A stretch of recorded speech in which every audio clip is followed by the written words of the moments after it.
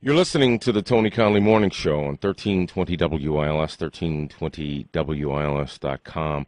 Most Americans could hardly imagine or get through their day without screen time, but even as devices such as computers, tablets, smartphones have improved our productivity and quality of life, they're also a leading cause of serious and a growing health problem. Dr. Albert Pang is a 1320 WILS and Fox News Radio expert. He's an optometrist, and he joins us this morning. Dr. Pang? Good morning. How serious a challenge is digital eye strain? I think the biggest challenge is that we are more and more addicted to the digital devices. And I think one of the studies that just came out from Vision Council saying that 61% of Americans say they experience problems related to digital devices. What is the difference between the eye strain we face from the digital devices as opposed to, say, opening up a book or a magazine? Totally different because we have two areas that is impacting on our eyes from the digital device that is not present with the pages. Number one is the brightness. Pages that you have is imprinted on the paper, and there's no light directly shine on the eye. Whereas digital devices, they have a bright screen continuously bombarding the eye, the visual system, and more importantly is the back type of light, the blue light that is emitted from the screen that is keep bombarding the eye. Blue light is what we call the high energy visible light. They were able to penetrate through the cornea, through the lens, through the medias of the eye directly reach the retina. It can, long-term uses can cause early cataract as well as macular degeneration. All right, nearly 95% of all Americans are at risk with increased device use. This is according to the Vision Council. What happens when we suffer from digital eye strain, from a mild case to a severe case? You have a mild case, you probably have irritations like redness to the eye. A lot of people coming into my office is saying, hey, doc, for some reason my eye is always red, just like I have a hangover.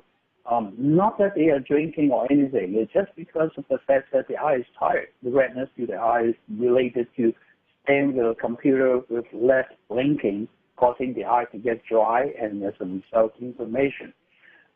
Secondly, it also can cause blur vision because you're fixing your focus on the computer screen all day long. When you're changing focus after looking at a computer device, naturally the eye takes a harder time to regain the focus at a distance.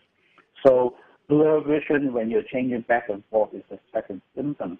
But most importantly, like what I say, is if you're looking at a computer for too long, it's also causing the long-term impacts such as blur vision that is not even reversible.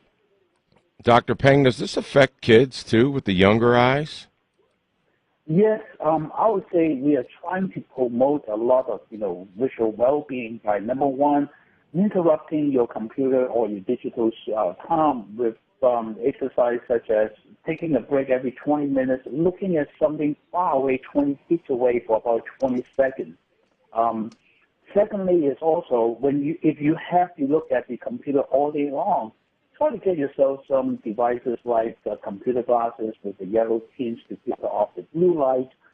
If you're using glasses to see, you can put a coating on what we call the blue reflective coating, so they were able to reflect all the blue light from the digital devices.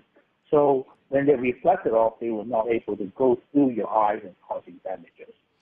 What do you do if you need the screen to be a little brighter because it's easier to read? Should you fix the lighting in the room, or is there something else that can be done beyond putting that coating on our glasses?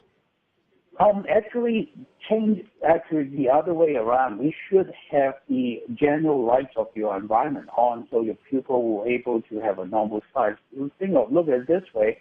If you turn off the ambient light, turn off the room light, your pupil will naturally dilate it.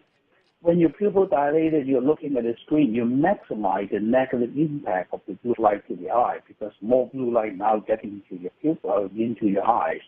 And next years, instead of turning the screen up to full brightness, if you're able to turn it down to 80 to 70% of the brightness, then it's actually healthier to the eye so that you have lesser of those blue light getting into the eye.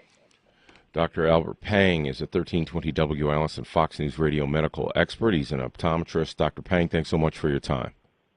Thanks. And thank you for listening to more compelling talk radio on the Tony Conley Morning Show on 1320 WILS and 1320WILS.com.